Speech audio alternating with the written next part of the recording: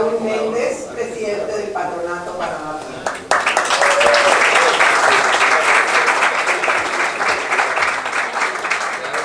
Buenas noches, gracias a todos por su presencia.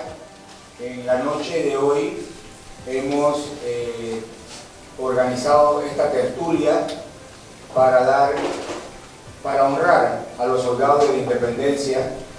Esto me lo había pedido el doctor Temidia desde hace mucho tiempo. La verdad, ya hemos conversado mucho sobre este tema y la verdad, las personas aquí presentes, el licenciado Julio Linares y el doctor Temidia nos van a hablar de los dos generales, el general Esteban Huertas y el general Domingo Díaz. Así es que también quiero decirles que en Panamá Viejo estamos haciendo estas tertulias mínimo una vez al mes. Lo vamos a estar invitando, le vamos a estar avisando. Lo hacemos en redes, por eso les estamos pidiendo la información de ustedes en la entrada para pasarle los correos e invitarlos todos los meses con las diferentes tertulias. Estamos tratando de acercar más a la gente a Panamá Viejo, un sitio que realmente es de todos y que cada vez vemos las inversiones que hemos hecho, el trabajo que se ha hecho aquí de hace muchísimos años. El patronato ya tiene más de 25 años, gracias también a la licenciada Julieta Darango, la directora administrativa, quien es la que está día a día en esto. Y pues a nosotros nos toca presidirlos en este tiempo. Tenemos 2 años de estar presidiendo el patronato como miembro del Club Iguanis de Panamá, que es el que tiene el puesto de la presidencia del patronato. Así es que les agradecemos a todos su presencia y esperamos nos sigan acompañando en futuros eventos. Así que los dejo aquí con estas dos, el abogado y el médico, y aquí le doy paso el micrófono al doctor Julio Linares.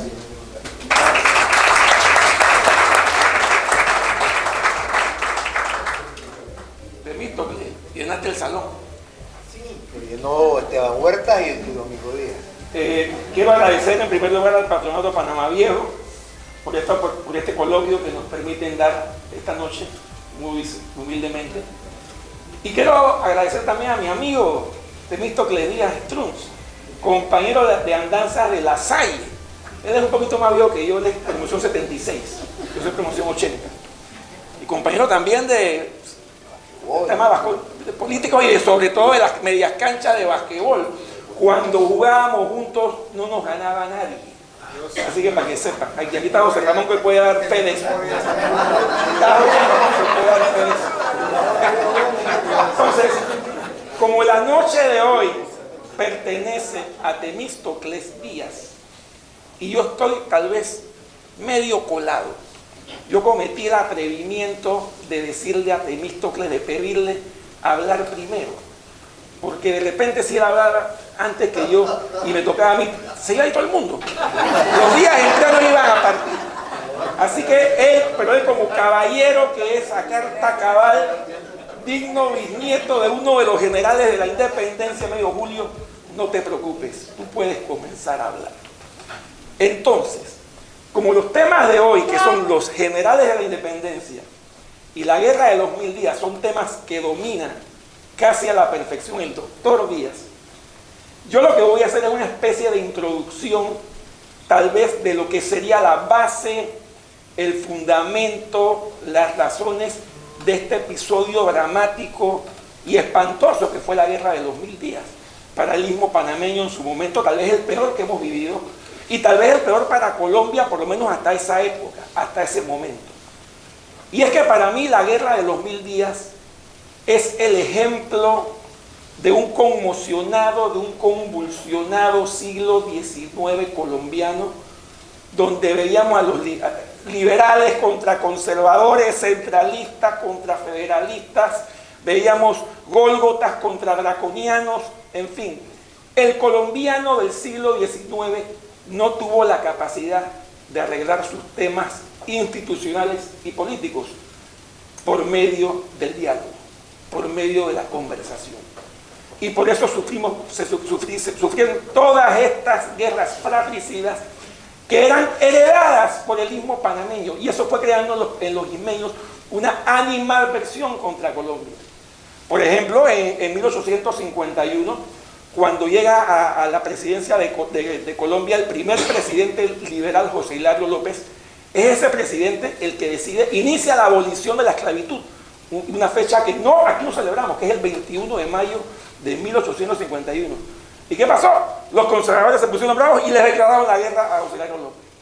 En 1854, por ejemplo, cuando entra en Bogotá en diciembre, el 5 de diciembre en Bogotá, triunfante el panameño, el general Tomás Herrera, que había ganado una guerra contra el dictador José María Melo. ¿Qué sucede? Tomás Herrera, nuestro caudillo, es asesinado por un francotirador, entrando triunfante a Bogotá. Y cuando hablamos de estas guerras colombianas espantosas, incluso yo me iría antes de que Colombia existiera como república. ¿Por qué? Porque entre 1810 y 1816, lo que se denominó la patria boba colombiana, ¿qué era la patria boba?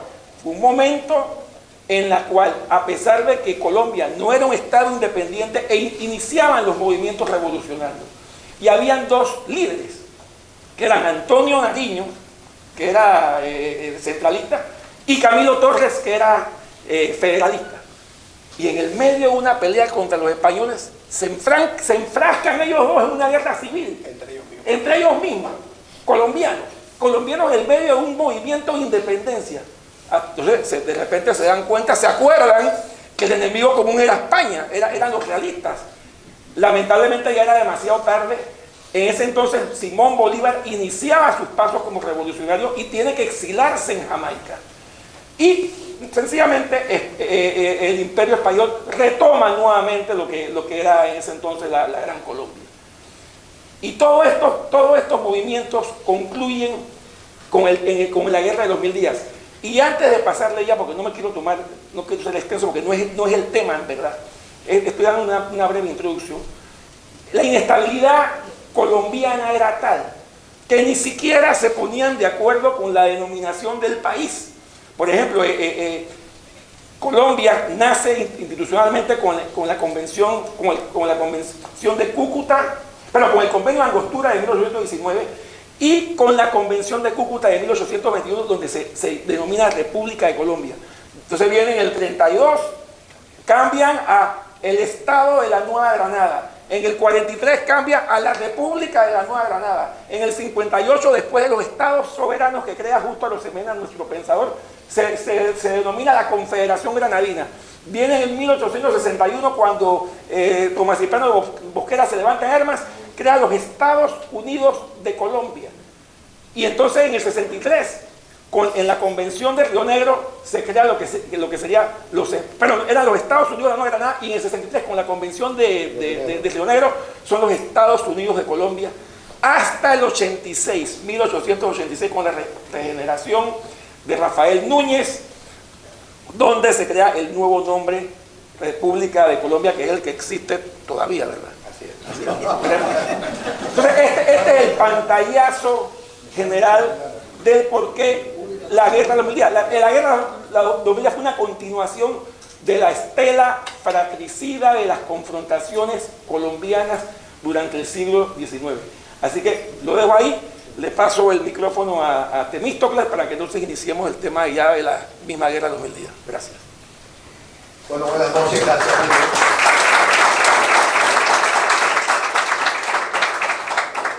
Primero, pues agradecer a Julio por su introducción y a Raúl por la invitación, que en efecto desde hace muchos años usted está cansado de escuchar la misma historia. Él la puede parar de decir, porque me la ha escuchado muchas veces. Y me dijo, pues en esta última ocasión estamos haciendo estas tertulias y creo que sería un tema ideal. Y dije, pero yo no hice los libros, sí, no importa, pero igual están ahí y podemos hablar sobre ellos. Obviamente los libros no son hechos míos, aquí Julio sí tiene hechos libros, se los recomiendo.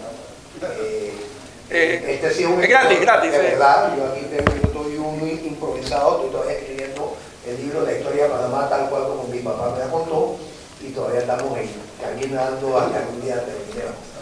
Definitivamente, muy agradecido al Club Kiwani y al patronato, a Julieta, por todo el apoyo que han dado. En otras ocasiones el Club Kiwani me ha invitado a dar charlas y también se lo agradezco enormemente porque aquí vemos varios descendientes, tanto del general Huertas como del general Domingo Díaz. Y la historia, recuerdo un tiempo yo tenía un programa de radio que se llamaba Salud en todos sus aspectos.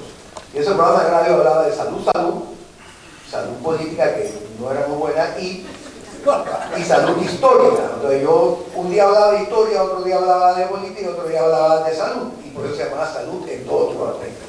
La salud histórica de Panamá está en este pedazo de la historia, un poco como no completa, vamos a decirlo así, porque definitivamente hay una leyenda negra de la cual Julio se ha encargado magistralmente de echar por tierra, porque no existió tal leyenda negra.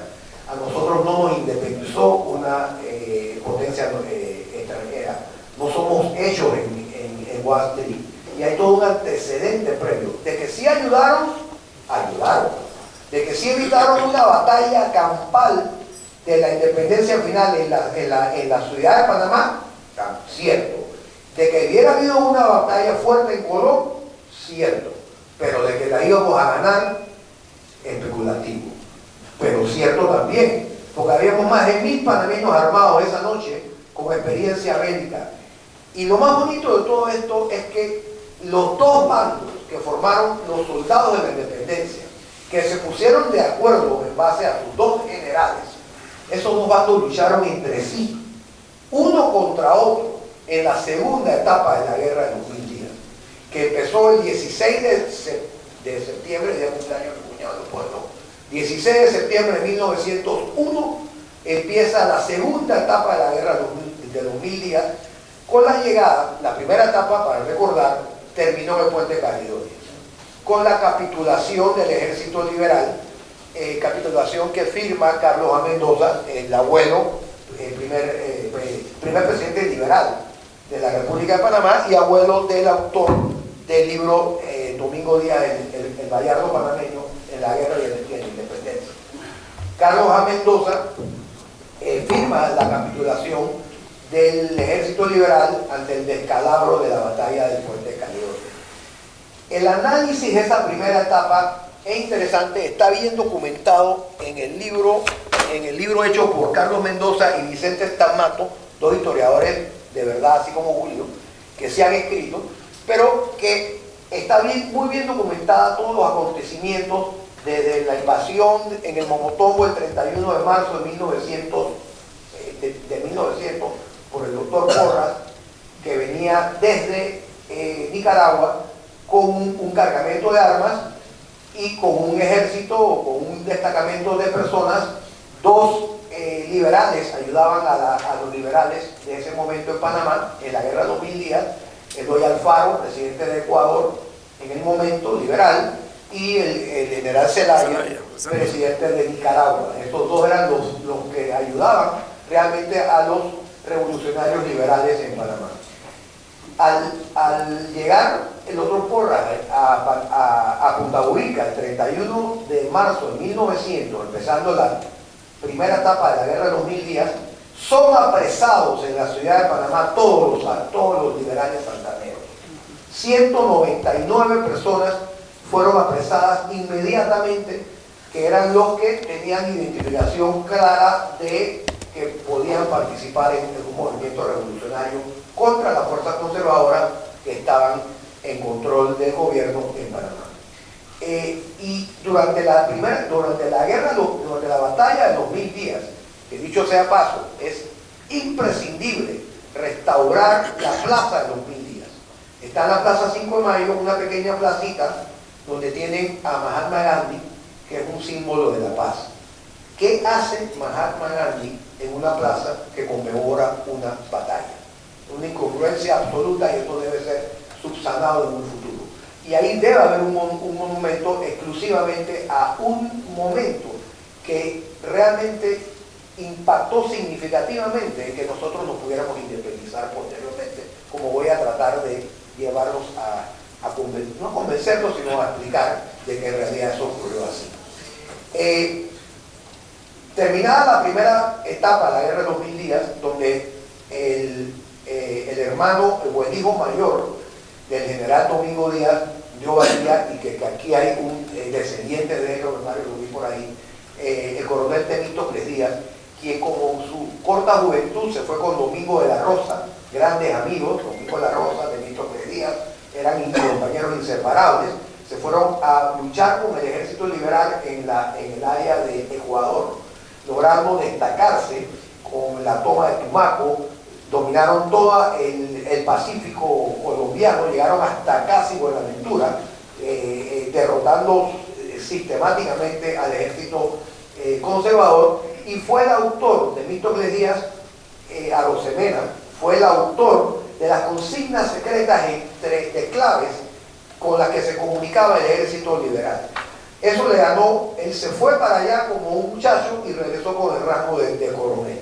Al regresar se une a las huestes liberales, se da la gran unión y recibe una encomienda del doctor Porras de que desde Chame vaya hasta Chepo, todos se movían en vapor en ese entonces, vayan hasta Chepo, y de Chepo recoja todo lo que pudieran recoger, y a Domingo de la Rosa lo encaminan hacia La Boca, de manera que ambos recogieran y fueran engrosando las filas liberales y esperaran la nueva orden de ataque que se iban a poner de acuerdo.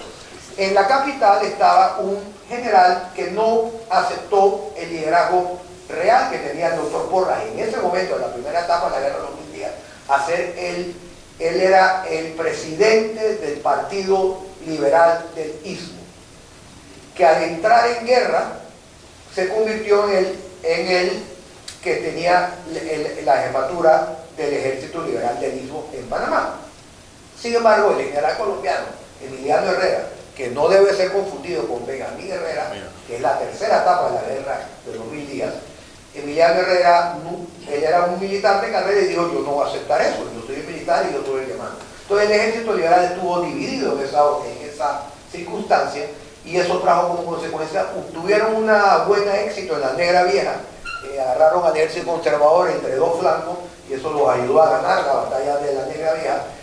Pero posteriormente Emiliano Herrera decidió un ataque frontal por un puente de Caledonia que no era más ancho que lo que es este salón, y donde los norteamericanos acababan de fortalecer y permitirle a Carlos Albán reorganizar, y tenían dos ametralladoras de estas nuevas Gatling, de esas que eran y los liberales eran a la carga y cayendo, a la carga y cayendo. Ahí murieron más de 600 panameños, jóvenes liberales, toda una juventud.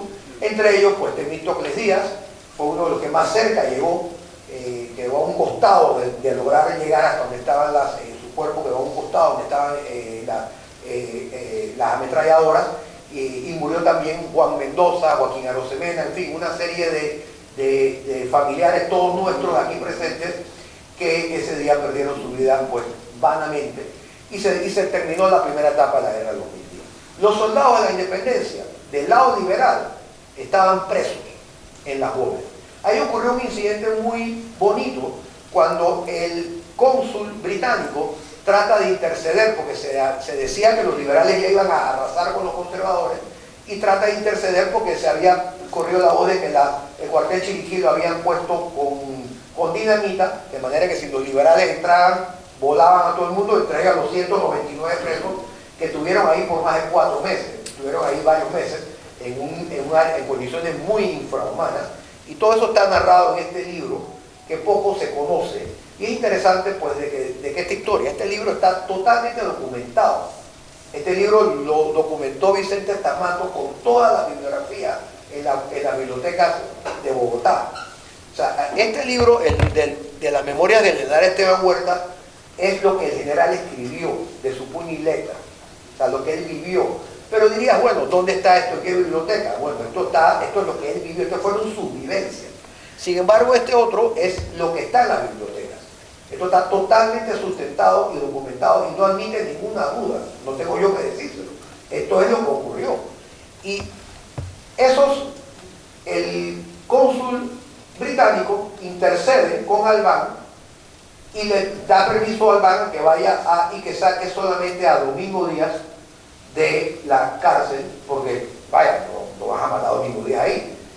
Y cuando va a sacar a Domingo Díaz de Ovaldía, de la mazmorra donde estaban puestos, Domingo Díaz dice, no, si no salen todos, yo me muero con mi tropa aquí. Y rehusó que lo sacaran y se mantuvo allá adentro. Ante ese incidente, Albán se impresionó y Albán bajó directamente a donde estoy. Cuando vio las condiciones en las que estaban ellos, dijo, y los trasladó todos a la parte de donde estaban los telégrafos, que este es el edificio ese que está entrando a la asamblea, ahí en la parte de arriba, y ahí los puso a todos los soldados de la independencia. O sea que los futuros soldados de la independencia, del lado liberal, estuvieron muy cerca del puente de Caledonia, pero no participaron en la batalla del puente de Caledonia. Terminamos la primera etapa de la guerra de los 1000 días y viene la segunda etapa. A Domingo Díaz se le permitió ir a ver el cadáver de su hijo, de Temístocles Díaz Arosemena, y lo que exclamó es, si tan solo hubiéramos triunfado. Porque encima de que murió, pues fue una derrota aparatosa. En la segunda etapa de la guerra de los 1000 días, nuevamente en el mismo vapor que se usaba, que era el momotombo, el mismo vapor, el mismo momotombo, que es la única cosa que le dicen a Domingo Díaz en los libros de historia, llegó a bordo del momotombo, ya, como si no hizo más nada. El 16 de septiembre de 1901 llega a los llanos de Chame, Domingo Díaz, nuevamente desde Nicaragua, armado con pertrechos, armado con armas, en la segunda invasión liberal, en la segunda etapa de la guerra de los 1000 días, y ahí sale el arrabal de Santana, que estaba ya en su casa, que había estado preso en la guerra de los 1000 días, en la batalla de los 1000 días, del puente de Caledonia. Ahí sale y se unen a ese ejército y se forma nuevamente un gran ejército liberal. En ese día, y es importante que se sepa, Victoriano Lorenzo era una persona que tenía mucha simpatía con el doctor Porras y lo había ayudado a moverse entre los trechos o las trochas dentro de las montañas de Coclé, pero no tenía ningún rango en el ejército liberal. El 16 de septiembre de 1901, con Domingo Díaz de comandante en jefe de la segunda etapa de la guerra de los 1000 días, a Victoriano Lorenzo se le confiere el título de general Victoriano Lorenzo, cosa que la historia no lo dice. Todo el mundo habla del general Victoriano Lorenzo y al general que le confirió el título, la historia se lo tragó. Y eso es parte de lo que agradezco enormemente en este momento, porque la intención no es quitar, Julio, ningún mérito a los próceres conservadores, que lo tienen y realmente lo tienen, y fue una destacada participación, sino por el contrario, ampliar a un pueblo de Santana, a un pueblo panameño que estaba armado ese día, y como se lo voy a demostrar ahora, que estaba en total convicción de que si tenía que dar su vida por esta independencia, lo iba a dar. Yo aquí tengo el micrófono.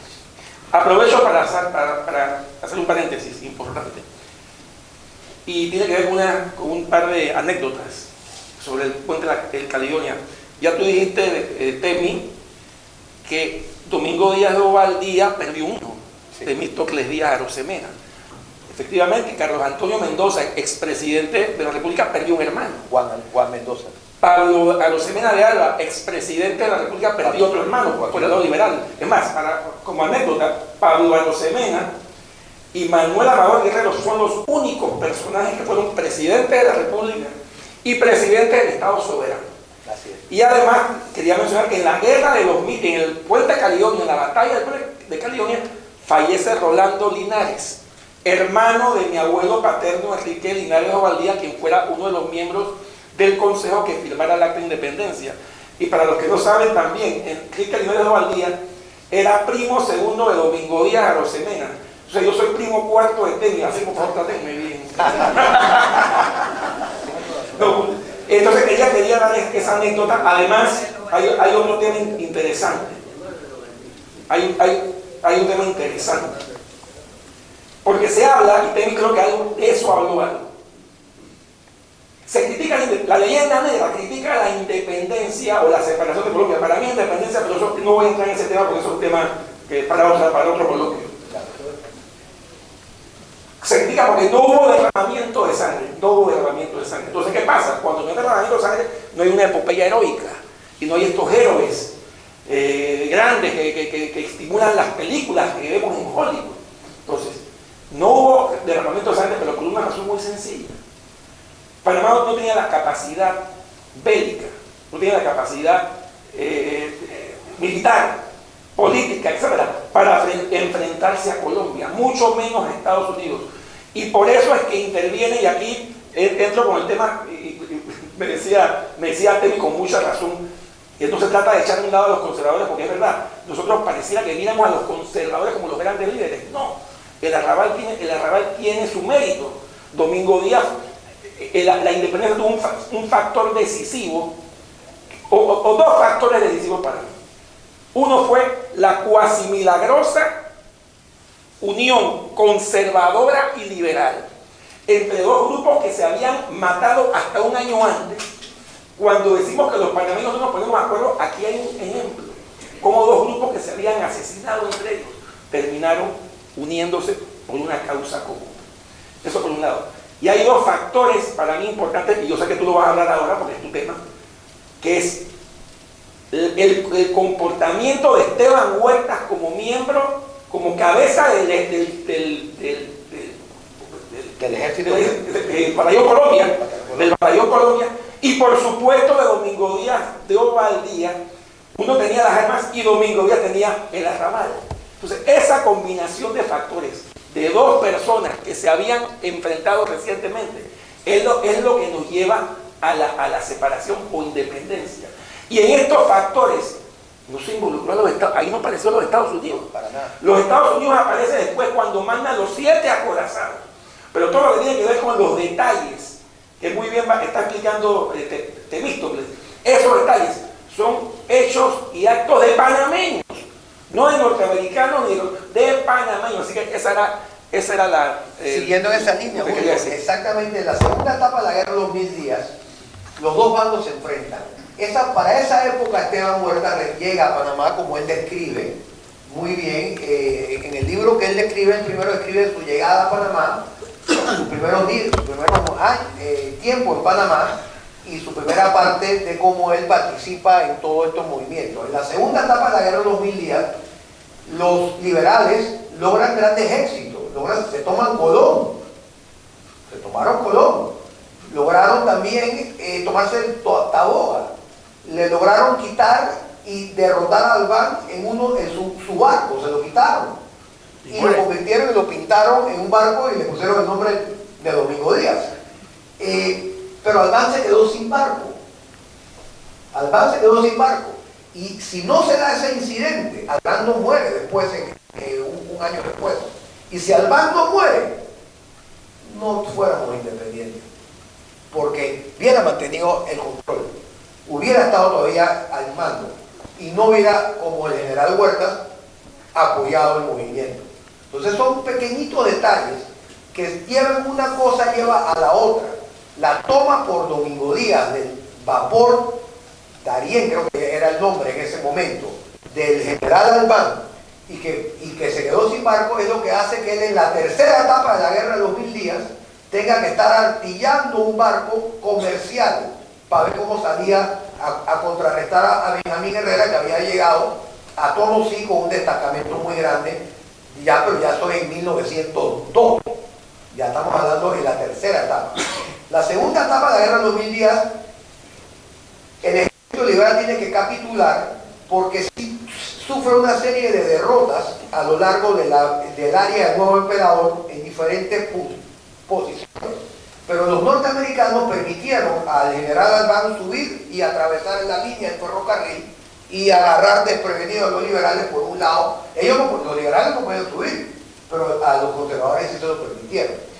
Claramente los norteamericanos en ese momento todavía respaldaban al ejército conservador que representaba al gobierno de Colombia, y ellos estaban con el tratado de Herranjay y con esa esperanza, y claramente no estaban con el ejército liberal en ese momento. Y esa es la razón principal por la cual el ejército liberal pierde una serie de batallas, y están claramente definidas y sustentada en el libro, con lujo de detalle, y totalmente sustentado en las bibliotecas de Bogotá. Al terminar entonces la segunda etapa de la guerra de los 1000 días, después que Albán derrota a Díaz por el nuevo emperador, después de una serie de diferentes incidentes, ambos firman la capitulación y ambos toman el tren juntos. Albán y Domingo Díaz vienen sentados al lado uno del otro. Después de haberse estado matando, en el mismo tren vinieron todos los soldados de la independencia, futuros soldados de la independencia. Vinieron en ese mismo tren, mezclados, conservadores, liberales y los dos generales, Albán y Díaz. Y lo llevaron para su casa. Ya firmaron, lo llevaron para su casa. Y todo el mundo terminó en su casa, y por eso es que los soldados de la independencia del lado conservador no participan en la tercera etapa de la guerra de los 1000 días, que es ya cuando viene Benjamín Herrera, que es, no confundamos con Emiliano. Gracias a Dios Emiliano se fue a Panamá y no dejó descendencia, así que desapareció. Desapareció el Papa. Que yo lo responsabilizo como el principal responsable de lo que ocurrió en el puente de Caledonia, pero eso es otra historia. Después vino Benjamín Herrera, se firma, ya Benjamín Herrera estuvo a punto de tomarse totalmente todo, derrotó a los conservadores por todos lados, Albán muerto, porque lo agarraron, le pintaron los barcos que le habían cogido y llegaron con unos barcos pintados y lo agarraron a él arreglando su barco y artillando adentro del barco sin andar, el barco no había funcionado y lo hundieron y él murió. Y los libros de historia dicen que él murió en una batalla naval. No, a él lo agarraron desprevenido, le hundieron el barco y se murió. Si él hubiera tenido su barco original, ese episodio no hubiera pasado. Y la cosa hubiera cambiado un poco. Posteriormente se firma la paz de Wisconsin, viene lo que ya conocemos, viene el incidente de Victoriano Lorenzo, viene el juicio escabroso, nadie se atrevía, los panameños, en los juzgados panameños no lo pensaban juzgar, había un sentimiento como que ya paremos esto. Y vino Pedro Sicardo, mandaron a un general, lo traen de Colombia y un día enseguida lo juzgó y al día siguiente lo condenó y lo fusilaron. El fusilamiento de Victoriano Lorenzo trajo una indignación, Julio. Unió un poco a los panameños conservadores y liberales. Esa carreta chorreando sangre hasta el cementerio Amador, con tantos tiros que le metieron, eso realmente causó una indignación en Panamá. Y ahí se empezó a movilizar un poco este sentimiento. Pero ahora sí quiero entrar un poco en detalle en lo que ocurrió el mismo 3 de noviembre. El general, todos los próceres conservadores tenían esta planificación de buscar una independencia, habían estado conversando con norteamericanos y necesitaban que el general Esteban Huerta dijera que sí. Si el general Esteban Huerta no decía que sí, aquí no hubiéramos sido independientes. Y al general Esteban Huerta lo están tratando de convencer, y aquí vemos como el Manuel Amador Guerrero, que era el médico de los conservadores y que era el médico de todos los que estaban en el batallón Colombia, al mando del general Esteban Huerta. Aquí vemos cómo le dice el 1 de noviembre: mire general, habla Manuel Amador Guerrero, mire general, se trata de la independencia del Istmo, todos estamos de acuerdo, contamos con los Boys, con los Díaz, con los Arias, con los Jiménez, con los Icaza, con los Mendoza, los Clemán, los Omar, los Arosemena y otros más. General, usted tiene que estar con nosotros, vendrán barcos norteamericanos que nos van a apoyar, el gobierno de Estados Unidos reconocerá nuestra república, pero no nos falta solamente usted, que es el que puede decidir. Necesitamos y tenemos la esperanza y esperamos su respuesta para que hagamos la independencia del Istmo. Piense, general, en el porvenir, en el de su esposa, en el de su hijo, el de sus amigos, y recuerde que usted ya es panameño, que en Colombia no se le quiere, general, es urgente su decisión. Un poco violento le contestó el general Esteban Huerta a Manuel Amador Guerrero, en el tenor de que él era una persona de principios y no necesitaba de preventas de que viniera una potencia extranjera. Eso para él, eso era una promesa vana que no tenía sustancia en un momento dado porque no lo podía ver. Entonces, obviamente, le hace sentir que a él no lo mueve ningún lucro, ningún interés personal, y de tomar la decisión, fuera que fuera, lo haría siempre sin ninguna ambición y que sin ningún compromiso con ninguna potencia extranjera. Se lo dijo claramente y por supuesto el doctor Amador Guerrero salió muy preocupado de esa reunión porque no le dio certeza. Inmediatamente, después que esté la reunión con el doctor Amador Guerrero, le pide el general Huertas a un gran amigo, Pastor Jiménez, creo que es compadre de él y es pariente de él, desciende abogado Mariano Jiménez, Mariano Teiza, Manín, no sé si está Manín no está por aquí, pero ellos son descendientes de Pastor Jiménez, junto también con el general Pretel, son descendientes directos de dos próceres de la independencia que también la historia se los ha tragado. Que Manín me llamó por favor lo mencionar, así que aquí está. Quiero tocar un puntito ahora que estás hablando de... A mí me llamó la atención en ese libro, la memoria de Esteban Huertas, cuando Esteban Huertas dice lo que acaba de decir Víctor. Él no le importaba que los gringos vinieran o no vinieran. Él iba a apoyar la independencia. Más, en mi concepto, después de leer esa memoria, quien convence a Esteban Huertas no es Amador Guerrero, ni es José Agustín Arango, es Domingo Díaz Valdía. Aquí lo dice. Pero yo a lo que iba es que mucha gente también critica la independencia de Panamá y Colombia, porque Panamá tuvo un aliado, pues, porque Panamá Estados Unidos apoyó a Panamá. Y yo sí quiero hablar un poquito sobre eso. En todo movimiento revolucionario, sea secesión, independencia, separación, confrontaciones entre estados, etc., siempre se buscan aliados. El grande se quiere comer al chiquito y el chiquito va a buscar uno más grande para que se coma ese grande que se lo quiere comer. Eso es una realidad. Y voy a poner dos ejemplos. Cuando la Revolución Norteamericana de 1776, Estados Unidos buscó aliados, Francia y Holanda, e incluso España apoyó algo. Y vayámonos todavía al gran libertador Simón Bolívar. Simón Bolívar tuvo el apoyo de 5.000 legionarios, héroes de las guerras napoleónicas en Europa. La mayoría eran ingleses e irlandeses, y había también polacos y alemanes. Incluso la mano derecha, para los que no saben, la mano derecha de Simón Bolívar no era un colombiano ni un venezolano, fue un irlandés, Daniel O'Leary, que fue su primer biógrafo. La primera biografía de Bolívar la escribe Daniel O'Leary y la escribe en inglés.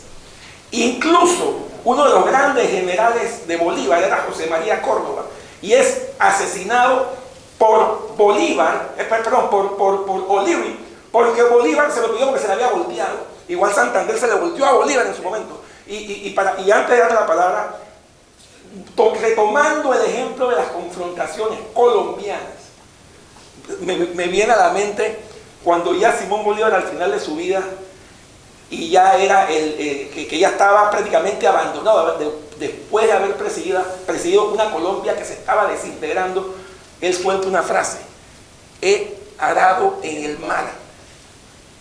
He arado en el mar. Eso lo pongo como ejemplo para que vea, nuevamente para que veamos lo que era la Colombia de la cual Panamá pretendía deshacerse en esos momentos. Bueno, entonces, después que el general Huerta habla con el doctor Amador Guerrero el 1 de noviembre, pacta una reunión secreta en la casa de Pedro Díaz con Domingo Díaz, y eso se dio a las 10 de la noche. Y ahí narra el general Huerta lo siguiente: hablé detenidamente con el general Domingo Díaz, porque él, don Domingo, era un hombre que me despertaba confianza, que el pueblo panameño quería mucho, y para mi parecer podía estar seguro de todo lo que él me dijera y me ofreciera. Cuando yo le pregunté al general Díaz si él podía contar con el pueblo en caso de un movimiento revolucionario, él me contestó: general Huertas, aunque usted no me ha asegurado nada, cuento con el pueblo y usted cuenta con mi vida y la de ese pueblo, pero tenemos que hacer la independencia. Yo creo que usted y yo nos entendemos muy bien, cuente con mi apoyo y mi promesa. Abre comillas, el general Huertas escribe: ante la decisión inquebrantable del general Domingo Díaz, quien no me habló de preventas ni de apoyo de extranjeros, sino que me ofreció su propia vida y la del pueblo panameño, yo vi en él mi mejor aliado para la acción en caso de que me resolviera a realizar. Por eso al despedirme de él, le dije, usted General Díaz no está solo. Recuerde, yo tengo las armas y yo quiero mucho a Panamá. Al día siguiente, esto es 1 de noviembre, el 2 de noviembre, el doctor Amador Guerrero, desesperado, nuevamente porque ya había rumor de que el barco estaba en camino y las tropas colombianas estaban por llegar. Entonces el doctor Amador Guerrero volvió a donde el general, si usted nos acompaña general, nos ayuda, el movimiento podrá hacerse el 28 de noviembre. En este mes ya habrán llegado los barcos norteamericanos. Y si triunfamos ese día será de júbilo para todos. Tendremos grandes fiestas, contaremos, como le dije, con ya los barcos americanos y el reconocimiento por parte de los Estados Unidos. Tenemos mucho tiempo, le respondió el general Huerta, para pensar y meditar qué haremos de aquí a allá. O sea, no le volvió a dar certeza, cosa que trajo un gran malestar y temor dentro de los próceres conservadores, porque no sabían qué iba a pasar. Y aquí narra, general Huerta, pues posteriormente narra cómo en varias ocasiones el propio general, el doctor Manuel Amador Guerrero, el mismo 3, sentía pues que lo habían dejado solo, que ya los próceres pues habían abandonado el movimiento. Inclusive esta parte que narra, que fue cierta, creo que es la razón principal por la cual este libro de alguna manera no tomó mucha beligerancia como historia en Panamá, porque aquí narra el general Huerta la realidad de que al doctor Manuel Amador Guerrero lo habían dejado solo. Ya el movimiento estaba prácticamente agotado porque habían llegado los barcos a Colón. Y entonces, al poner estas frases así, pues obviamente no es compatible con la historia tal cual como nos la han enseñado en la escuela, y por eso el libro quedó como en el tintero. Después que el doctor Amador Guerrero le dice eso al general Huerta y le pide, como en efecto se lo pidió más tarde, a las 3:45 de la tarde, esto ocurrió en la noche antes del 3 de noviembre. En la tarde el doctor Amador Guerrero le pidió al doctor Huerta a 3:45 que solamente lo colgaran a ellos dos. O sea, como diciendo, Huerta, tú estás listo y yo también, pero que los demás próceres o los demás conjurados, pues salvemos a los demás conjurados, que pues ni modo, pues que no nos maten a todos. Es importante, y para mí el doctor Amador Guerrero tiene un mérito extraordinario. Estuvo dispuesto a ser él el que se sacrificara por los demás compañeros de la conjura conservadora, por llamarlo de alguna manera. Pero una vez más, el general Huerta manda y le manda un mensaje al general Domingo Díaz diciéndole, entonces ya en la noche del 2 de noviembre para el 3 de noviembre, procura ver al general Domingo Díaz y dile, pero eso sí, solo a él, que el enfermo se está poniendo muy grave y que se acuerde que los dos seremos sus médicos y lo aliviaremos, que vaya listando sus medicinas porque ya yo estoy preparando mi botiquín. ¿Qué hizo después de eso? Fue y buscó 12 carretas, consiguió 16 hombres de confianza al mando del capitán Ricardo Romero, que después fue coronel del Ejército Liberal, del Ejército de la República de Panamá, posterior, en ese momento era capitán. Y a las 2:45 de la madrugada del 3 de noviembre sacaron 12 carretas con armas de la plaza Chiriquí. No entiendo cómo la historia no resalta eso. Esas 12 carretas fueron... La plaza Chiriquí es lo que es hoy día la plaza de Francia. La plaza de Francia, perdón, la plaza de Francia. Y esas 12 carretas, aquí dice, las repartí por donde yo teníamos guarniciones y las aposté en la Loma Perejil, en el Tivoli, en la Loma Gilberto, en La Boca, en San Lázaro, en Pueblo Nuevo de Panamá, y después que terminó de esconder las armas, se fue a las 5:55 a reunirse nuevamente con Domingo Díaz para decirle dónde estaban las armas escondidas. Para el caso tal, todavía no se sabía que el ferrocarril los iba a ayudar y que la tropa le iban a dejar en Colón y solo iban a venir los generales. Entonces, él estaba preparando para una gran batalla en Panamá.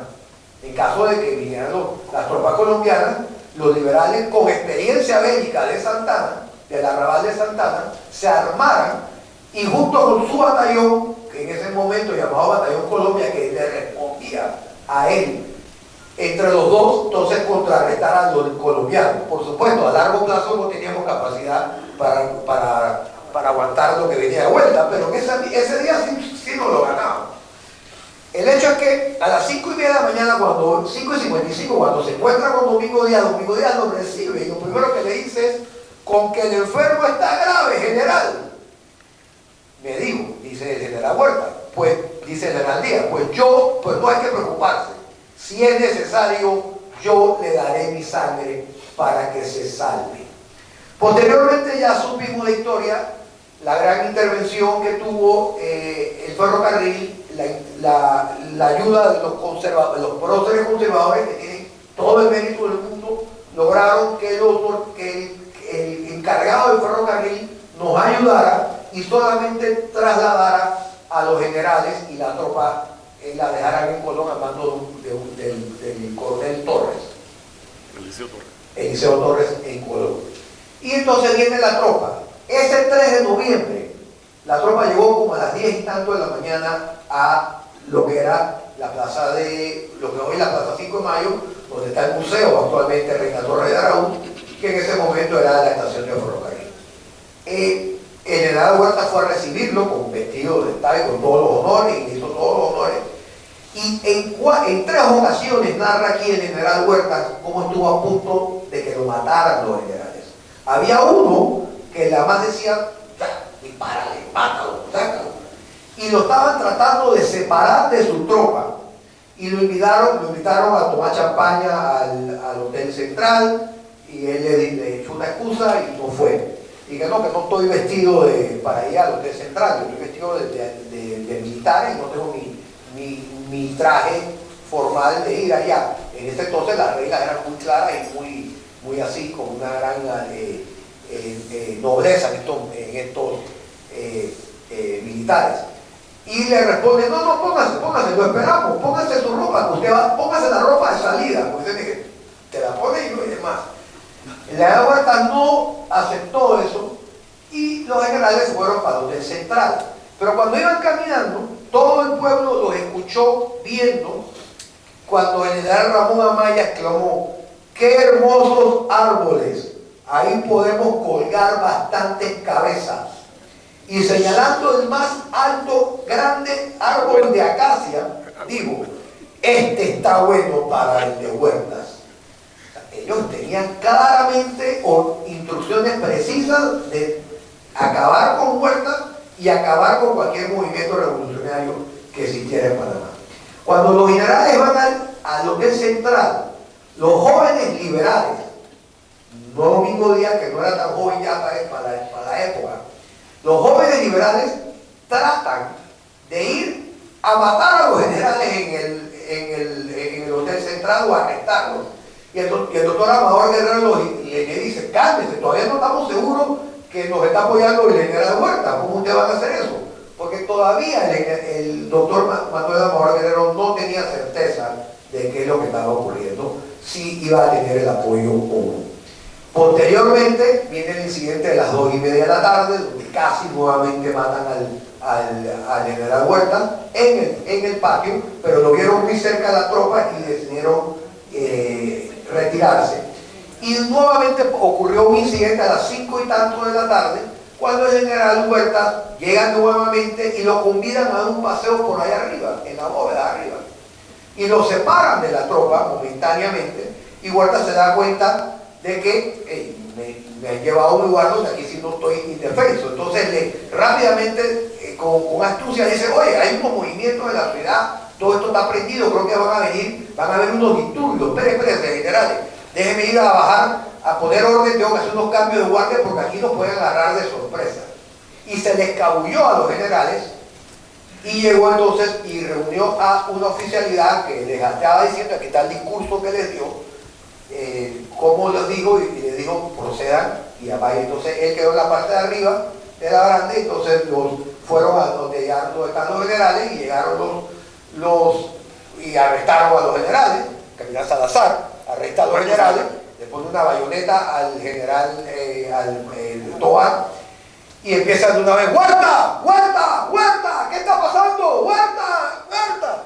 Y sale el general Esteban Huerta: ¡arréstelos! Aquí se hace lo que yo mando. Un paréntesis para agregar un elemento aquí. Eran ocho, porque me llamó la atención algo que sale en el libro y que dice Esteban Huertas. Eran 8 conjurados. Tengo entendido, tú me ayúdame. Eran 5 conservadores y 3 liberales. Los liberales eran Ricardo Varías, Federico Boy y Carlos Constantino Rosemena. La mayoría eran conservadores, pero habían 3 liberales. Esteban Huertas en ese libro es algo despectivo a los próceres. Ahora bien, él habla muy bien de José Agustín Arango, de Manuel Amador Guerrero, de Carlos Constantino Rosemena y de Nicanor de Obarrio. A esos próceres, digamos que dieron la talla para Esteban Huertas. Hay un prócer, no sé si hay aquí algún descendiente de Tomás Arias. Bueno, porque Esteban Huertas sí habla bastante despectivamente de Tomás Arias. Y no voy a entrar en detalles, pero no menciona nunca ni a Federico Boyd ni a Manuel Espinosa Batista. Que hacía ese comentario porque sí, te me dijo al principio que, y lo cual está en el libro, de que Huertas consideraba que los próceres habían abandonado a Amador Guerrero. No era tan así, no eran todos, eran aparentemente Tomás Arias y puede deducirse, pero no lo dice, podría deducirse que tal vez Federico Boyd y Manuel Espinosa Batista, pero él no lo dice expresamente, y eso es bastante respetuoso. Además quería dar esa aclaración. Si yo tengo una crítica que hacerle al general Esteban Huertas, es que en Panamá no se dice eso. En Panamá se tiene que tratar todo el mundo un poquito más suave, porque todos somos primos, ¿no? Aquí esta es la República de los Primos. Todos somos parientes. Tú y yo te acabas de enterar que soy el primo tuyo, bro. Hoy se enteró, no sabía. Si bien dijo lo que sentía, de alguna manera, por eso es que este libro quedó como proscrito. Y yo creo que ahí cometió un error, porque no debió meterse ahí. Simplemente debe decir Bocina con Domingo Díaz y lo que el libro y tal cual, y no entrar en esos detalles que obviamente no es bueno de Panamá. En Panamá eso no se tira, usted sabe. Por eso, en Villarreal sí podemos hablar porque no dejo a nadie aquí, pero de ahí para adelante todo es con mucha mano izquierda y mucha prudencia. Pero es que Huertas no era primo de nadie. Bueno, ese también. Está bien. Pero el hecho de esto es que, bueno, entonces a las 5:45 el pueblo de Santana va avanzando, con Domingo Díaz a la cabeza, se abre la puerta, entran, y el general Esteban Huertas, antes de que los generales arrestados lleguen al cuartel de policía, donde iban a estar arrestados, donde iban a estar, se da lo que tu papá, nuestro hermano Harry, o mi hermano Harry y tu papá, escribió varias veces: el abrazo de la independencia. Ese abrazo de la independencia debería tener una connotación histórica, que no la tiene y no lo dice en los libros de la escuela. Lo único que mencionan en todas las fiestas patrias, una vez mencionan a Esteban Huertas muy por encima, y a Domingo Díaz en ninguna.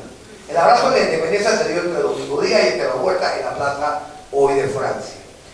Y, por ejemplo, todos fueron a ver una bonita obra muy bien hecha, 1903, en el Teatro Nacional, y no han dicho nada de lo que aquí acabamos de decir. Como si no hubiera pasado. Yo le he escrito varias veces a Diego, no lo conozco, mucho más joven, Diego Beovaldía, para ver si me responde. Pariente nuestro también. Pariente nuestro también, para ver si me hablar mal de él. No puede ser que estén haciendo una obra y no digan esta realidad. Entonces, bueno, el abrazo de la independencia, y el general Domingo Díaz le dice a Esteban Huertas: general, nos ha salvado. le debemos la independencia. Y el general Esteban Huerta le responde, no, se la debemos a usted, a nuestras consignas secretas y al pueblo panameño de Santana que nos seguía fielmente o ciegamente, o lo seguía, no recuerdo la palabra exacta. Ustedes conocen, por ejemplo, ya que estamos hablando de la independencia, ustedes saben quién fue el primer abanderado del país. El primer abanderado, Alejandro de la Guardia. No sé si algunos parientes de Alejandro de la Guardia fue el primero que tomó la bandera ese día y la paseó por Panamá. Eso ni se menciona ni se dice, nada más quería agregar como ejemplo. Posteriormente, entonces, esa noche ya se arma el ejército de la República de Panamá con 3 divisiones. Y en esas 3 divisiones está la división Colón al mando de Domingo Díaz de Ovaldía y toda una serie, Guillermo Andrés, La Rosa y los más afines liberales de Santana. Y en el ejército, en el destacamento que presidía Huerta, quedó como casi todo el destacamento de Colombia, del batallón Colombia, quedó en el lado dirigido por Esteban Huerta.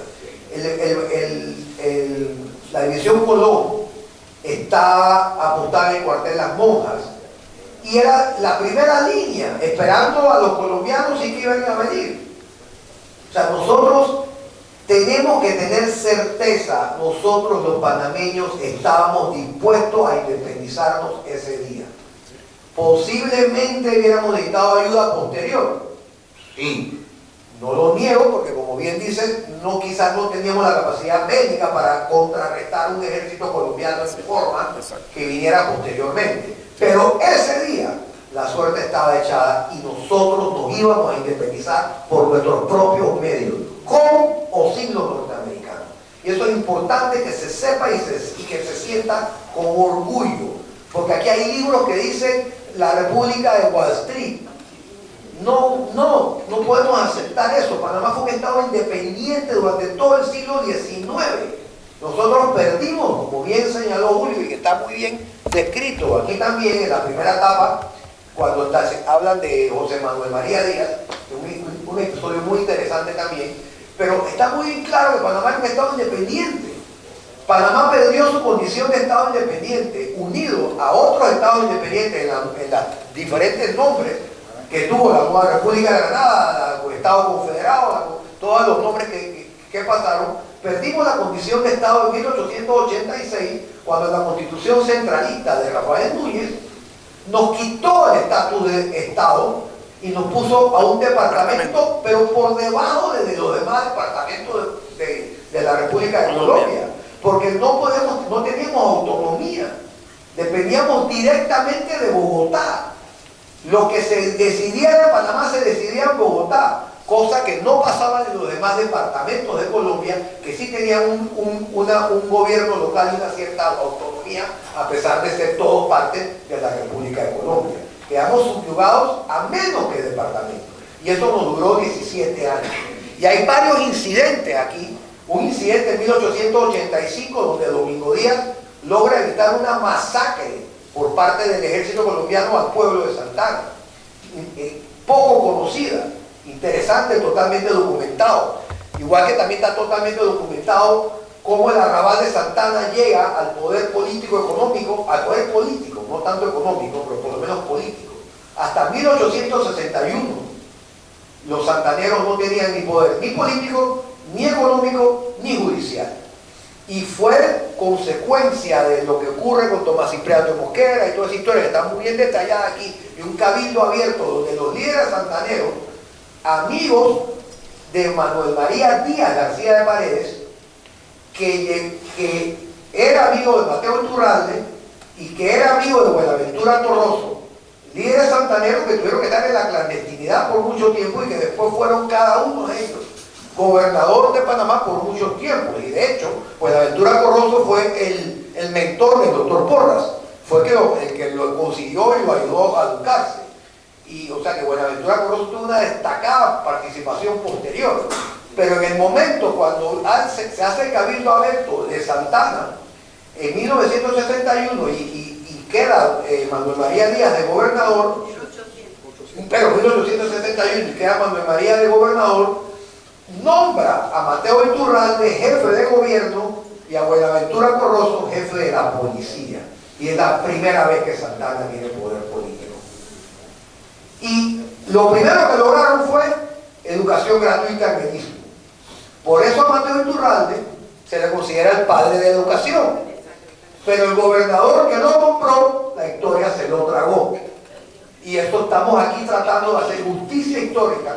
Obviamente tengo un interés, claro, soy tataranieto de Manuel María Díaz y bisnieto del general Domingo Díaz, pero alguien tiene que hacerlo, porque gracias a Dios esto no lo escribió, esto lo escribieron dos historiadores de verdad. Así que está bien documentado que esto sí ocurrió así y que esto es una realidad de que fue parte de nuestra independencia. Yo quisiera después narrarles un poco lo que ocurrió con los soldados de la independencia.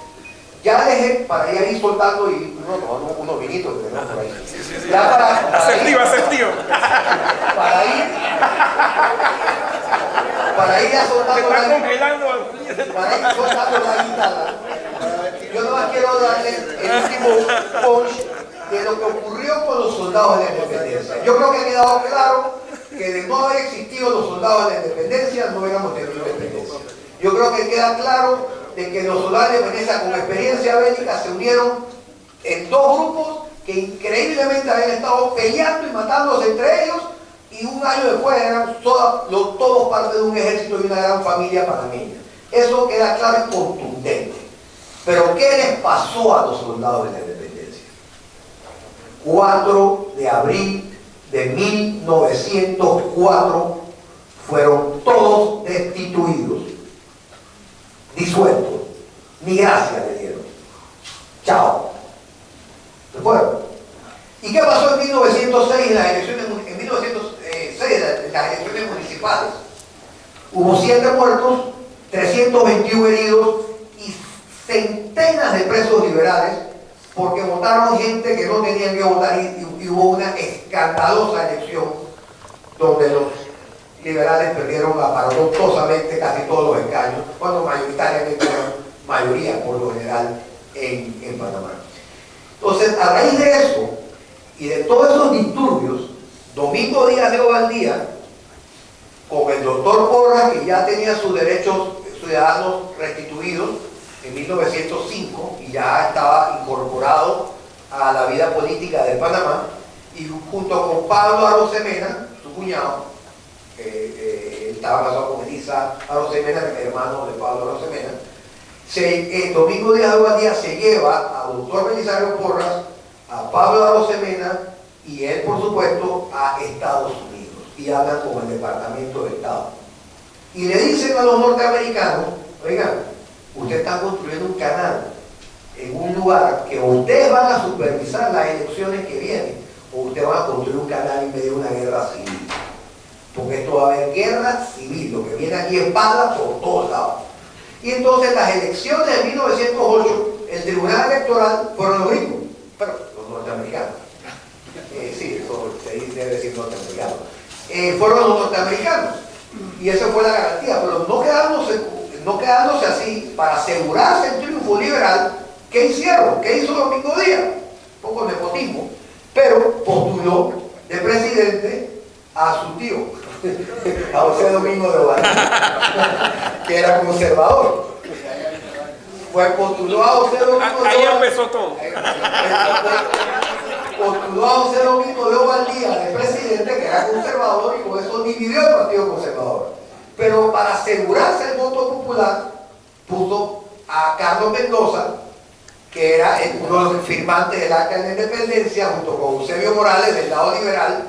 Y aquí está bien narrado todos los primeros momentos. Domingo Díaz estaba viendo si iba a haber guerra o no iba a haber guerra, y Carlos Mendoza, Eusebio Morales, con el resto de los próceres conservadores, hacen la parte jurídica, la parte constitucional y la parte de leyes, y firman el Acta de la Independencia. Pero ¿a quién ponen de primer designado? A Carlos Mendoza.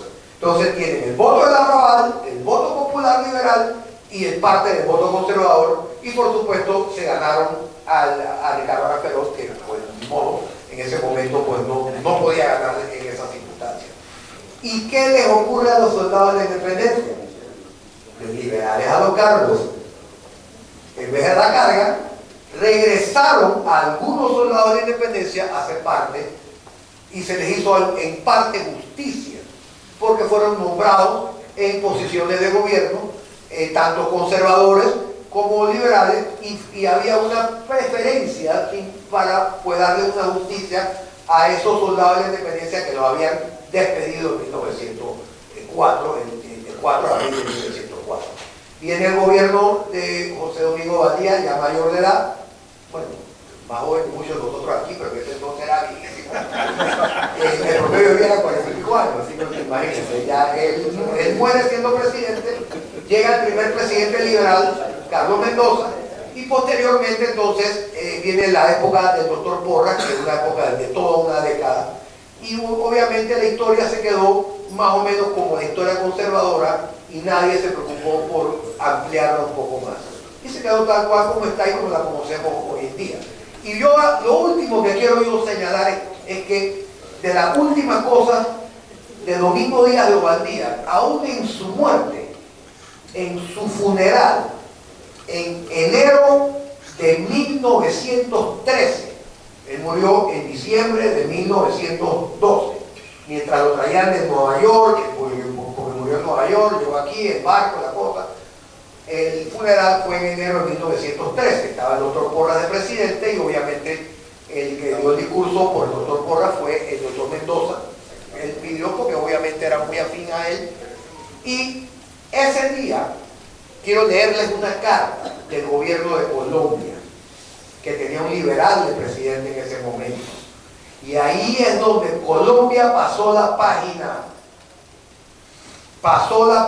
y nos aceptó. Ya, ok, no puedo más, no voy a seguir con esta, que ustedes son de nosotros, que son de nosotros, que son de nosotros, y simplemente pasó la página. Y yo creo que es una bonita carta final para terminar con la vida de Domingo Díaz de Ovaldía, y podemos leer la carta que, autorizado por el general Rafael Uribe Uribe, para colocar en nombre del Partido Liberal Colombiano una corona sobre la tumba del eximio general Domingo Díaz.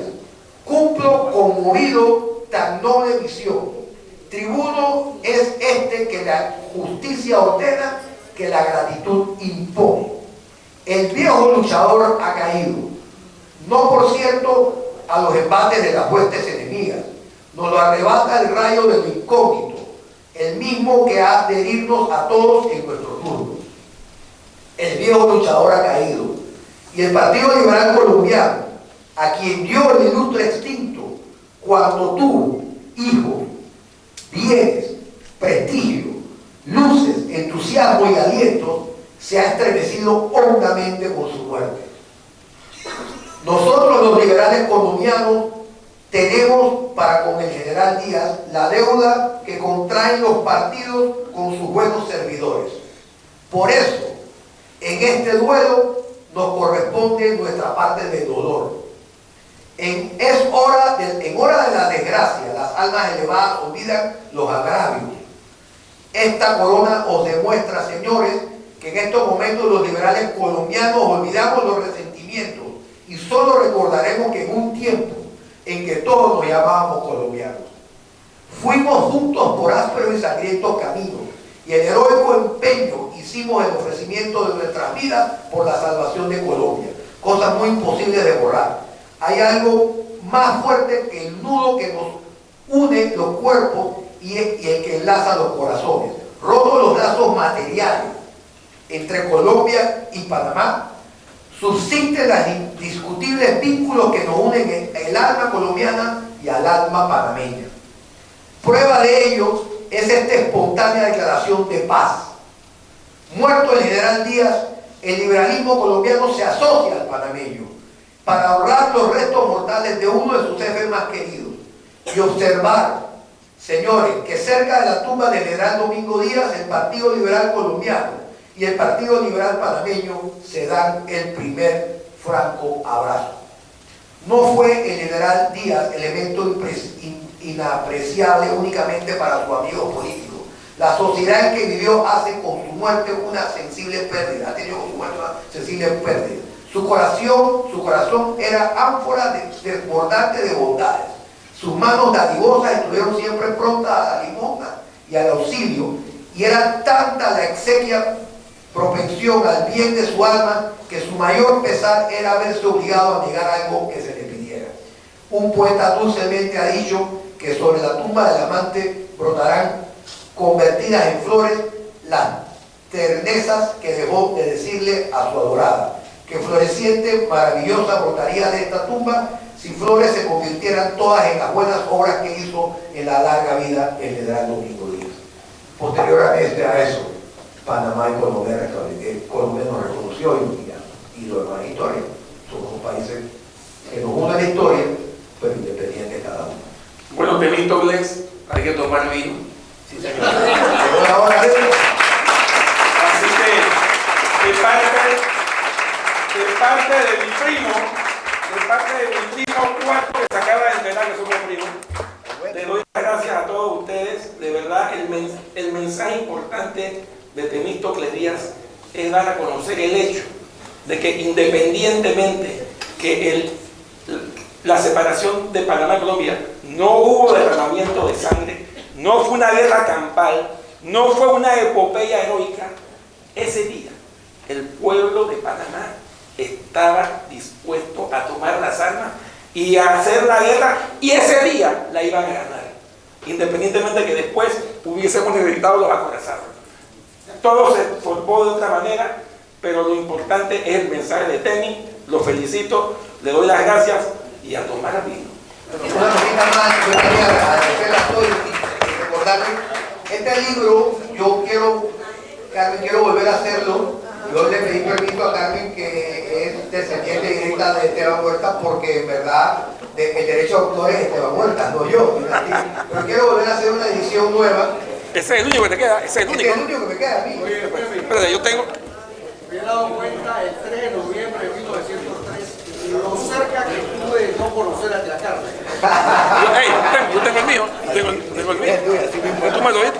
Pero una puñita, mira, los únicos dos libros modernos que se han hecho que mencionan algo de esto es el libro de Julio, que gracias a Dios pudo lograr que yo se lo di, y el libro de Juan David Morgan, con Ardientes Fulgores de Gloria, que es una novela histórica muy detallada, que también recibió el libro de este premio, y por poder, ya por primera vez en la historia moderna, se habló algo de lo que